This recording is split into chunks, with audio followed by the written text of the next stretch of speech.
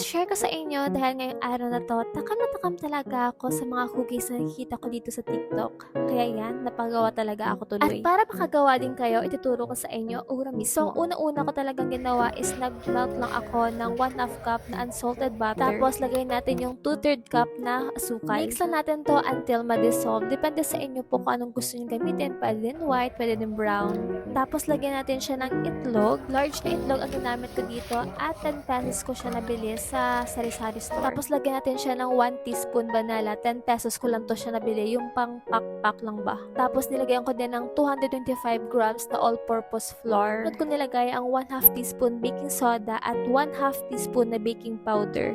Tapos 1/2 teaspoon na asin. Halu-haluin mo lang talaga nito at para ka lang talaga naglalaro. So ayun, pag ganito na kanyang consistency, pwede na siya lagyan ng maraming chocolate. Pwede kayo mag-chop ng chocolate or pwede nyo gamitin ganitong klaseng chocolate. At this point, i-mold natin siya or pwede din gamitin yung pang ice cream scoop ba. Wala ako nun, kaya ito lang ginamit ko. Pwede din yun bilog-bilugin gamit ang kanyang kamay. Tapos nito, lagay natin siya sa container at i-ref talaga ng 24 hours. 4 hours ang gusto ko kasi magtutulog pa ako. So, binake ko lang siya ng 20 minutes at ganito na talaga siya kaganda. First time ko itong ginawa at napaka-chewy at crispy talaga niya outside. Grabe, ang sarap talaga ng recipe na ito. Total pieces pala ng aking ginawa ay 11 pieces.